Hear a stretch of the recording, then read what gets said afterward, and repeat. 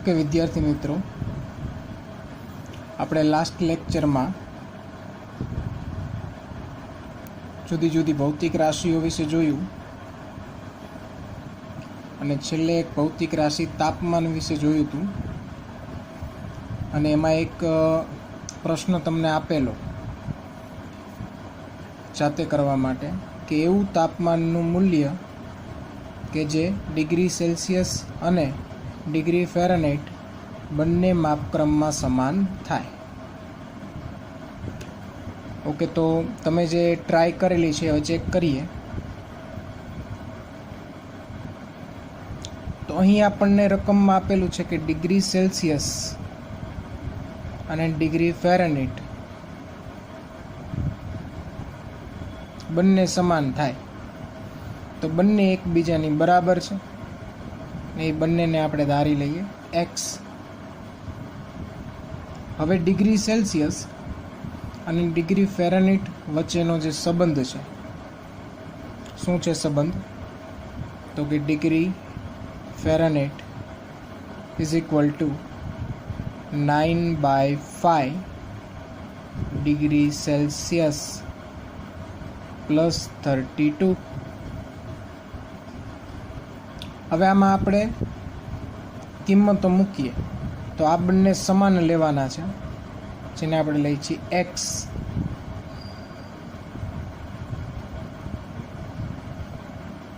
તો આ રીતે લખી શકાય. હવે સાદુરૂપ આપીએ અને x ને કરતા બનાવીએ તો આપણને જે x મળશે એ ડિગ્રી સેલ્સિયસ અને ડિગ્રી ફેરનહાઇટ જે સમાન મૂલ્ય છે એ મળશે. તો 5નો ગુણાકાર અહીંયા કરી દઈએ.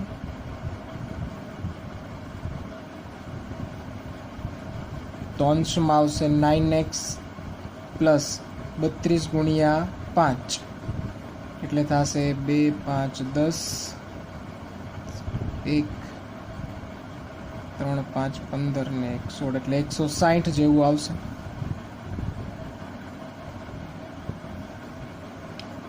અને છેદમાં 5, 5નો ગુણાકાર અહીંયા કરી દઈએ તો 5x બરાબર 9x વત્તા 160.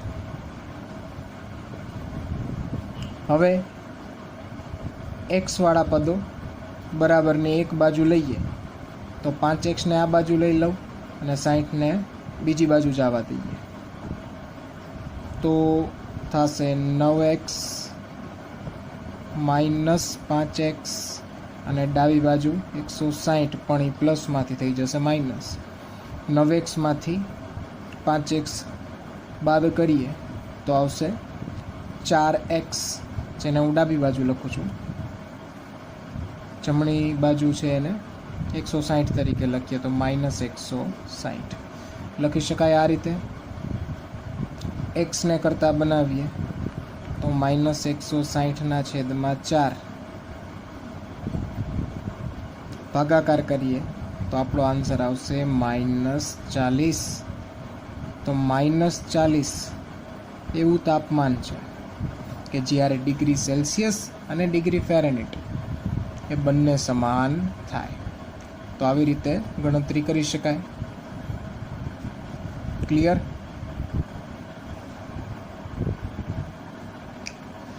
ઓકે, ત્યારબાદ જોઈએ. ત્યારબાદનો ટોપિક છે વૈજ્ઞાનિક સંકેત. તો વૈજ્ઞાનિક સંકેતનો ઉપયોગ શેના માટે થાય? તો અંકોને દર્શાવવા માટે થાય, સંખ્યાઓને દર્શાવવા માટે.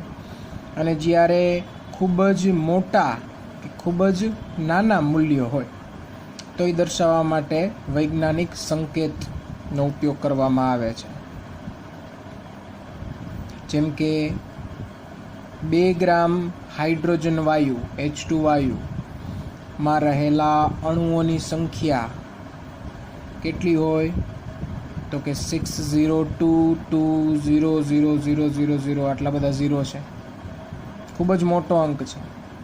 આ અંકને કહેવામાં આવે છે એવોગેડ્રો નંબર, એવોગેડ્રો અંક. 2 ગ્રામ હાઇડ્રોજન વાયુમાં આટલા હાઇડ્રોજનના અણુઓ હોય તો આ ખૂબ જ મોટો અંક છે. એવી રીતે એક હાઇડ્રોજન પરમાણુનું દળ, એ તો એક હાઇડ્રોજન પરમાણુ એટલે ખૂબ જ સૂક્ષ્મ એવો કણ થયો. પરમાણુ ખૂબ જ સૂક્ષ્મ છે. તો એક હાઇડ્રોજન પરમાણુનું દળ તો એ પણ ખૂબ જ સૂક્ષ્મ હશે, ખૂબ જ નાનું મૂલ્ય હશે. તો 0.0000 આટલા બધા ઝીરો છે. 166 ગ્રામ, તો ખૂબ જ ઓછું દળ છે. તો પરમાણુ સૂક્ષ્મ છે તો એનું દળ છે એ ઓછું જ હશે. પરંતુ આવા ખૂબ જ મોટા અંકો અથવા તો આવા ખૂબ જ નાના અંકો એનો આપણે ઉપયોગ કરતા હોઈએ અને એની જ્યારે આપણે ગાણિતિક ક્રિયાઓ કરવાની થાય, જેવી કે સરવાળા, બાદબાકી, ગુણાકાર, ભાગાકાર, તો આ ક્રિયાઓ કરવી ખૂબ જ મુશ્કેલ બને છે અને એમાં ભૂલ આવવાની શક્યતાઓ ઘણી બધી વધી જાય. 1 2 0 કદાચ ભૂલાઈ જાય તો આપણી ગણતરી ખોટી પણ પડે. તો પછી આવી મોટી અથવા તો આવી નાની સંખ્યાઓને દર્શાવવા માટે આપણે વૈજ્ઞાનિક પદ્ધતિનો ઉપયોગ કરીએ છીએ, જેને આપણે કહીએ છીએ વૈજ્ઞાનિક સંકેત. તો આ વૈજ્ઞાનિક સંકેત એટલે સંખ્યાઓને કઈ રીતે દર્શાવવાની? તો કેપિટલ N ઇન્ટુ ગુણ્યા 10 સ્મોલ n ઘાત, જ્યાં કેપિટલ N એટલે શું થશે? તો કે 1.000 થી 9.999 આવી કોઈ પણ સંખ્યા હોઈ શકે અને એના ગુણાકારમાં 10 ઘાતમાં આપણે કોઈ ધન કે ઋણ ઘાતાંક દર્શાવીએ. આપણે એના ઉદાહરણો જોઈએ તો વધુ ક્લિયર થશે. ઓકે, અહીં આપણે પ્રશ્ન છે કે વૈજ્ઞાનિક સંકેતમાં દર્શાવો. તો અહીં એક સંખ્યા આપી છે આપણે 232.508. તો આને વૈજ્ઞાનિક સંકેતમાં દર્શાવી તો વૈજ્ઞાનિક સંકેતમાં પોઈન્ટને હંમેશા પ્રથમ શૂન્યેતર આંકની પાછળ ગોઠવવાનું. કઈ જગ્યાએ? પ્રથમ શૂન્યેતર, શૂન્ય સિવાયનો પ્રથમ અંક એની પાછળ પોઈન્ટને ગોઠવવાનું. તો આ પોઈન્ટ વૈજ્ઞાનિક પદ્ધતિ પ્રમાણે ક્યાં હોવું જોઈએ? તો કે 2 અને 3ની વચ્ચે, એટલે આ પ્રથમ શૂન્યેતર અંક 2 એની પાછળ, એટલે કે 2 અને 3ની વચ્ચે. તો પોઈન્ટને અહીંયા લઈ આવવા માટે કઈ બાજુ ખસવું પડશે? તો કે ડાબી બાજુ ખસવું પડશે. કેટલી વખત કેટલા અંક ખસવું પડશે? તો 2 અંક ખસવું પડશે. તો ડાબી બાજુ જ્યારે પોઈન્ટને ખસેડવામાં આવે ત્યારે ગુણાકારમાં જે 10ની ઘાત લખીએ આપણે, એ ઘાતમાં વધારો થશે, એમાં ઉમેરો થશે, પ્લસ થશે. જ્યારે પોઈન્ટને ડાબી બાજુ ખસેડવામાં આવે ત્યારે ઘાતમાં વધારો થશે, યાદ રાખવું. ને પોઈન્ટને જમણી બાજુ ખસેડવામાં આવે ત્યારે ઘાતમાં ઘટાડો થશે. તો અહીં પોઈન્ટને આપણે ડાબી બાજુ 2 વખત ખસેડીએ છીએ તો ઘાતમાં કેટલો વધારો થશે? 2 જેટલો વધારો થશે. તો પોઈન્ટ આવી ગયો અહીંયા 2.32508 ને એના ગુણાકારમાં 10ની કેટલી ઘાત? +2 ઘાત, કારણ કે ડાબી બાજુ 2 અંક આપણે ખસેલા છે. સમજાય? એવું જ એક બીજું ઉદાહરણ છે 0.00016. તો વૈજ્ઞાનિક પદ્ધતિ પ્રમાણે પોઈન્ટ ક્યાં હોવું જોઈએ? તો કે 1ની પાછળ પ્રથમ શૂન્યેતર આંક, એટલે શૂન્ય સિવાયનો પ્રથમ અંક. તો કયો થશે? 1. તો 1ની પાછળ એટલે કે 1 અને 6ની વચ્ચે આપણે પોઈન્ટને લઈ આવવું પડશે. તો પહેલાં તો પોઈન્ટને 1ની પાછળ લઈ આવવું હોય તો આપણે કઈ બાજુ ખસવું પડશે? જમણી બાજુ ખસવું પડશે. જમણી બાજુ ખસીએ તો ઘાત છે એમાં ઘટાડો થશે, માઇનસ થશે. કેટલી વખત ખસવું પડશે? 4 વખત ખસવું પડશે. તો પોઈન્ટ આવી ગયો 1ની પાછળ, તો 1.6 ગુણ્યા 10⁻4, કારણ કે જમણી બાજુ 4 વખત ખસીએ તો 4 જેટલી ઘાતમાં ઘટાડો થશે. ઘટાડો એટલે માઇનસ.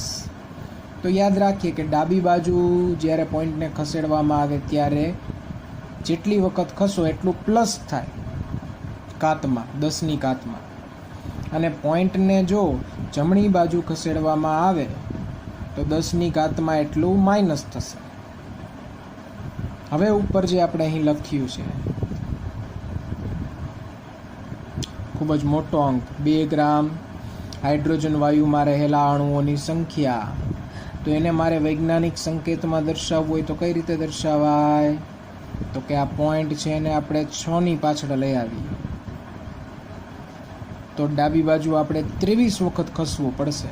તમે ગણી જોજો, 23 અંક ખસવું પડશે તો થઈ જશે 6.022 ગુણ્યા 10⁻+23. ડાબી બાજુ ખસીએ એટલે પ્લસ. એવી રીતે એક હાઇડ્રોજન પરમાણુનું દળ, એક હાઇડ્રોજન પરમાણુનું દળ જે ઉપર આપણને આપેલું છે ખૂબ જ નાનું છે. પોઈન્ટને 1ની પાછળ લઈ આવીએ તો વૈજ્ઞાનિક સંકેતમાં રૂપાંતરિત થઈ જશે. તો 1.66 ઇન્ટુ 10⁻²4, કારણ કે આપણે જમણી બાજુ 24 વખત ખસવું પડશે તો ઘાત માઇનસ થશે, -24. ક્લિયર? ઓકે. ત્યારબાદ આ વૈજ્ઞાનિક સંકેતમાં જે આપણે સંખ્યાઓ દર્શાવીએ એની આપણે ગાણિતિક ક્રિયાઓ કરવી હોય, ગુણાકાર, ભાગાકાર, સરવાળા, બાદબાકી, તો કઈ રીતે કરવાની એના થોડાક ઉદાહરણો દ્વારા સમજીએ. તો સૌ પ્રથમ આપણે ગુણાકાર વિશે જોઈએ. 2 સંખ્યાઓ છે જે વૈજ્ઞાનિક સંકેતમાં દર્શાવેલી છે અને એનો આપણે ગુણાકાર જોઈએ. તો 5.6 ગુણ્યા 10⁵ ગુણ્યા 6.9 ગુણ્યા 10⁸. તો ગુણાકારમાં જે આગળની સંખ્યાઓ છે એને આપણે સાથે રાખીએ, એનો ગુણાકાર જે રીતે આપણે કરીએ છીએ એ જ રીતે કેલ્ક્યુલેટરમાં કરી દઈએ અથવા તો એમનામ. 10ની જે ઘાત છે એ બંનેને સાથે રાખેલા છે તો આ 2 સંખ્યાઓનો ગુણાકાર આવે છે 38.64 ગુણ્યા 10ની ઘાત. તો અહીંયા ઘાતનો સરવાળો થશે તો 5 ને 8 13, તો 10⁻13 આવશે. ક્લિયર?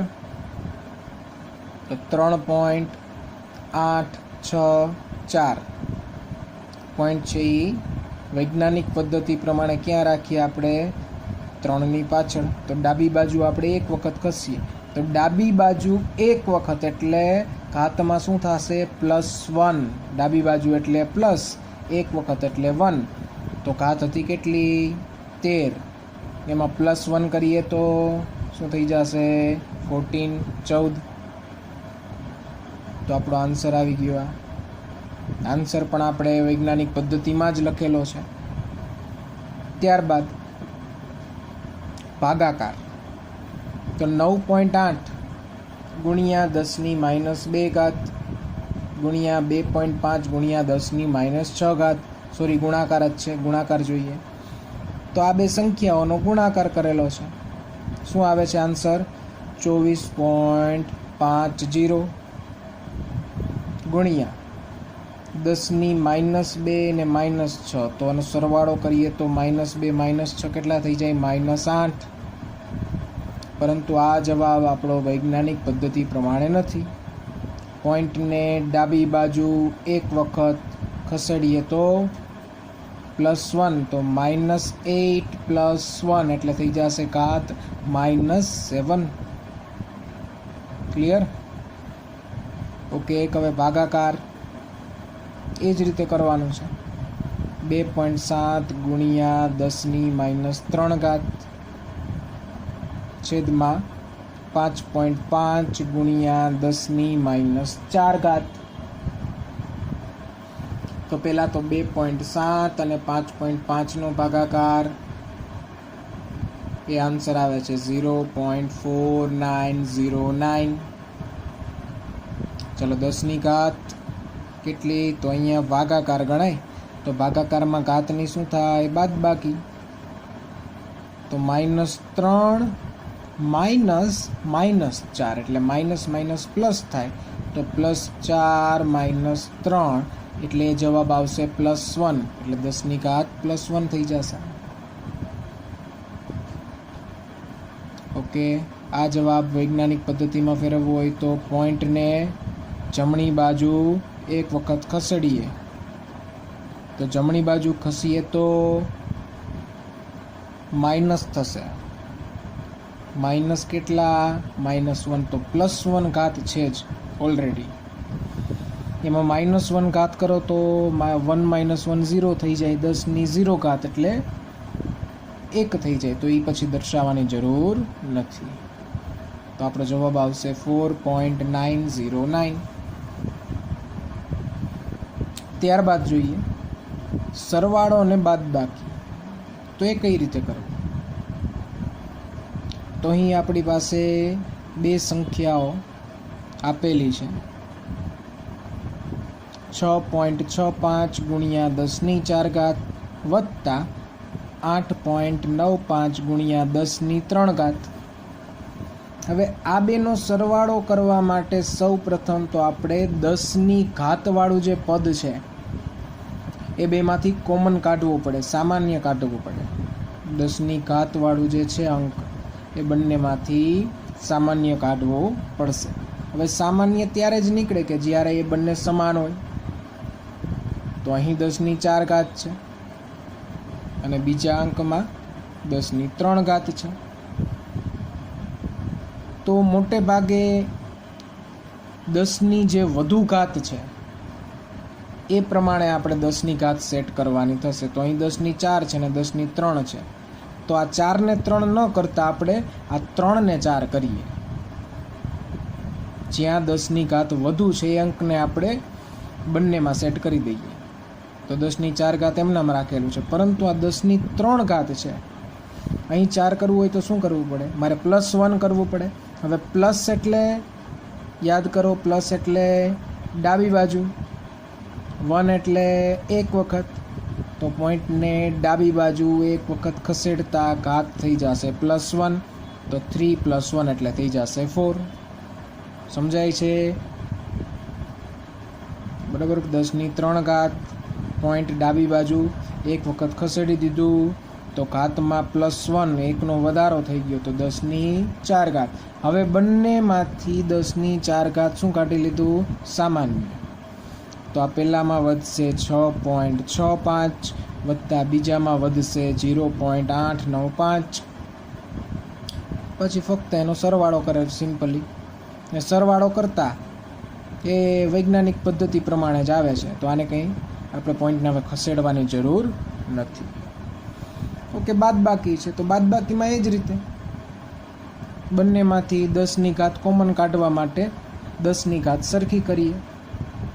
તો અહીંયા -2 છે, -3 છે, તો આ બેમાંથી વધુ મૂલ્ય કયું ગણાય? -2 વધુ ગણાશે. માઇનસમાં નાનો અંક છે એ મોટું મૂલ્ય ધરાવે છે, તો -2 -3 કરતાં મોટા છે. તો આપણે -2ને એમનામ જ રાખીએ, પરંતુ આ -3 છે અને -2માં ફેરવવા માટે +1 કરવું પડશે, અને +1 કરવા માટે પોઈન્ટને ડાબી બાજુ ખસેડવું પડશે. -3 + 1 એટલે આવી જાય -2, પોઈન્ટ આવી ગયું ડાબી બાજુ. બંનેમાંથી 10⁻² કોમન, તો પહેલા પદમાં વધશે 2.5 માઇનસના માઇનસ, ને બીજા પદમાં 0.48 બાદબાકી કરતા જવાબ આવે છે 2.02 ગુણ્યા 10⁻².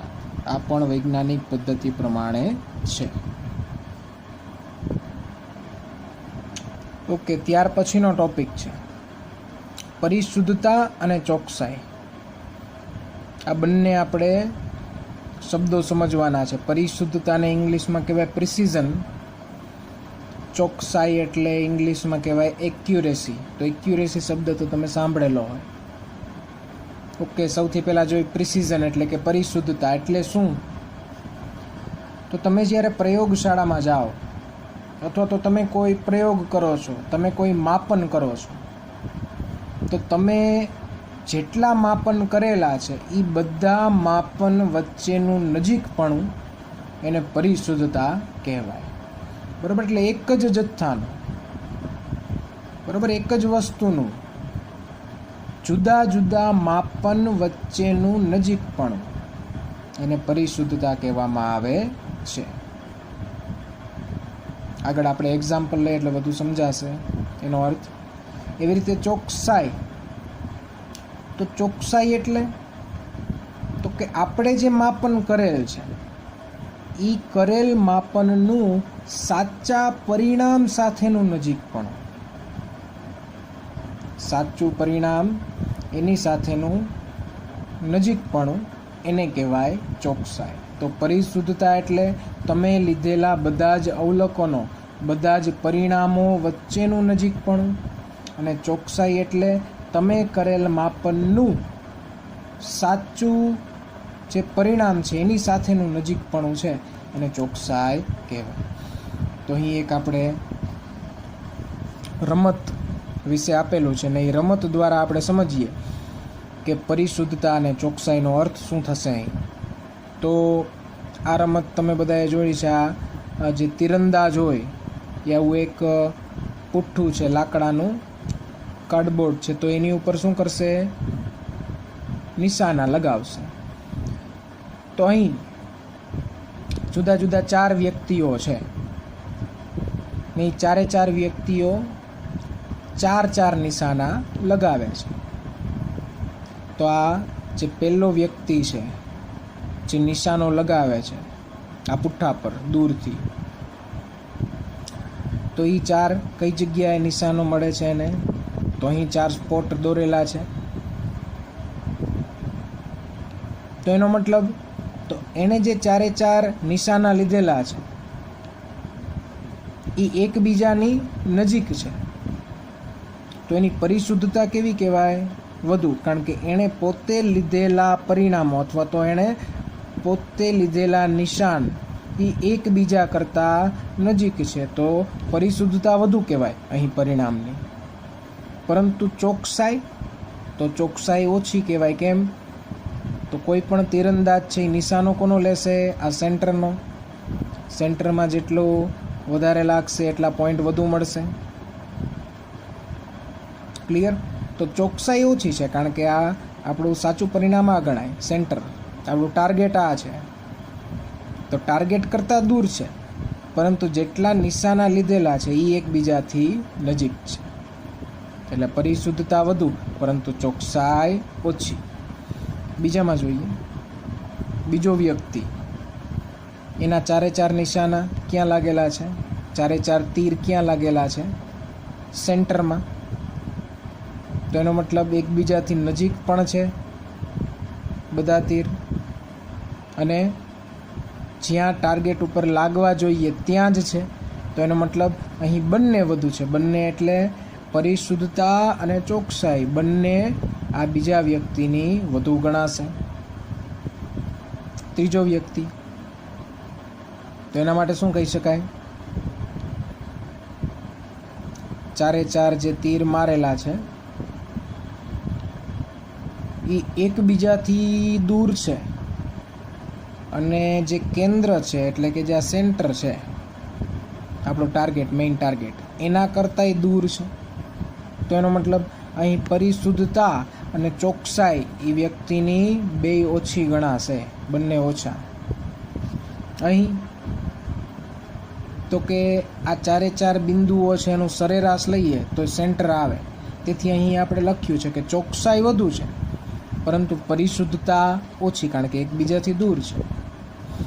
ચાલો, એવું જ એક આપણે એક્ઝામ્પલ આપેલું છે ટેક્સ્ટ બુકમાં કે ધારો કે એક પદાર્થનું સાચું દળ 2 ગ્રામ છે. પદાર્થનું સાચું દળ 2 ગ્રામ છે. હવે આ દળ માપન કરવા માટે આપણે 3 વિદ્યાર્થીઓને બોલાવીએ, વિદ્યાર્થી A, B અને C. અને 3 વિદ્યાર્થી આ એક પદાર્થનું દળ માપે છે. અને કેટલી વખત માપન કરે છે? એક પદાર્થના દળનું 2 વખત કરે છે. જેટલી વધુ વખત આપણે માપન કરીએ એટલી આપણે ભૂલ આવવાની શક્યતા ઓછી રહે. એટલે દરેક વિદ્યાર્થી 2 વખત માપન કરે છે એક જ પદાર્થનું, જેનું સાચું દળ 2 ગ્રામ છે. ઓકે, તો સૌથી પહેલાં વિદ્યાર્થી A. તો વિદ્યાર્થી એનું પહેલું પરિણામ શું આવ્યું? માપન 1. તો કે એ પદાર્થનું દળ એને મળ્યું 1.95 ગ્રામ. એ જ પદાર્થનું દળ એને બીજી વાર માપ્યું તો એ મળે છે 1.93 ગ્રામ. તો આ બંનેનો સરેરાશ કેટલો થશે? 1.94 ગ્રામ. તો ધ્યાનથી જુઓ, આ બંને પરિણામો, આ સાચું દળ છે 2 ગ્રામ, એના કરતાં મૂલ્યો દૂર છે. એનો મતલબ સાચા પરિણામથી અવલોકન કરેલા મૂલ્ય અથવા તો માપન કરેલા મૂલ્ય નજીક નથી, તો ચોકસાઈ ઓછી કહેવાય. પરંતુ એના જે 2 પરિણામ છે એની વચ્ચે તફાવત ઓછો છે. એટલે એણે કરેલા બંને માપન એકબીજાની નજીક છે. તો કરેલા માપન વચ્ચેનું નજીકપણું એને આપણે શું કહીએ? પરિશુદ્ધતા. તો એના માપનની પરિશુદ્ધતા પ્રમાણમાં વધુ છે. એટલે એ માટે આપણે શું લખેલું છે કે વિદ્યાર્થી એ કેવો છે? પરિશુદ્ધ છે, પ્રિસાઇઝ છે, પરંતુ એક્યુરેટ નથી, કારણ કે સાચા મૂલ્ય કરતાં એના પરિણામો દૂર છે. વિદ્યાર્થી B, એનું પ્રથમ પરિણામ છે 1.94 ગ્રામ, બીજું છે 2.05 અને સરેરાશ આવે છે 1.995. તો એના બંને પરિણામો એકબીજાથી ઘણા બધા દૂર કહેવાય, 1.94 અને 2.05. તો કરેલ માપન વચ્ચેનું નજીકપણું બહુ ઓછું છે, તો પરિશુદ્ધતા નથી. વિદ્યાર્થી B માટે પરિશુદ્ધતા નથી. એક્યુરેસી એટલે કે ચોકસાઈ છે કે નહીં? તો કે ચોકસાઈ પણ નથી. આ બંને પરિણામોમાં ચોકસાઈ નથી, કારણ કે સાચું પરિણામ 2 છે, તો 2થી તો આ મૂલ્યો દૂર છે. ક્લિયર? એટલે પરિશુદ્ધ કે ચોક્કસ નથી. વિદ્યાર્થી C, એનું પ્રથમ મૂલ્ય આવે છે 2.01 અને બીજું મૂલ્ય આવે છે 1.99. તો એણે કરેલા બંને માપન એ એકબીજાની નજીક છે. તો એનો મતલબ વિદ્યાર્થી C કેવો છે? પરિશુદ્ધ છે. એના માપનમાં પરિશુદ્ધતા વધુ છે, એના પરિણામોમાં પરિશુદ્ધતા વધુ છે. ચોકસાઈ, તો ચોકસાઈ વિશે વાત કરીએ તો સાચું મૂલ્ય 2 છે. તો આ બંને મૂલ્ય 2 કરતાં ઘણા બધા નજીક છે. એટલે બંને પરિણામો વચ્ચે નજીકપણું પણ છે ને સાચા મૂલ્ય સાથે પણ નજીકપણું છે. તો એનો મતલબ બંને મૂલ્ય છે, બંને પરિણામો છે એ કેવા છે? પરિશુદ્ધ પણ છે અને ચોક્કસ પણ છે. તો વિદ્યાર્થી C પરિશુદ્ધ અને ચોક્કસ બંને. ક્લિયર? તો પરિશુદ્ધતા અને ચોકસાઈ. ઓકે, તો આજના લેક્ચરમાં આપણે પરિશુદ્ધતા, ચોકસાઈ વિશે જોયું. એ ઉપરાંત વૈજ્ઞાનિક સંકેત કઈ રીતે દર્શાવવું, ખૂબ જ મોટી સંખ્યાઓને, ખૂબ જ નાની સંખ્યાઓને કઈ રીતે દર્શાવવામાં આવે છે એના વિશે જોયું. અને જે વૈજ્ઞાનિક સંકેતમાં જે સંખ્યાઓ દર્શાવવામાં આવે છે એની ગાણિતિક ક્રિયાઓ, સરવાળા, બાદબાકી, ગુણાકાર, ભાગાકાર કઈ રીતે કરવા એના વિશે જોયું. એ ખૂબ જ અગત્યનું છે, કારણ કે જ્યારે આપણે આગળ દાખલાઓને એવું બધું ગણશું ત્યારે ગણતરીઓનો આપણે ઉપયોગ કરવાનો થશે.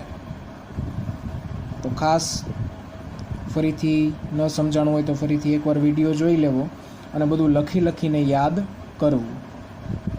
Thank you.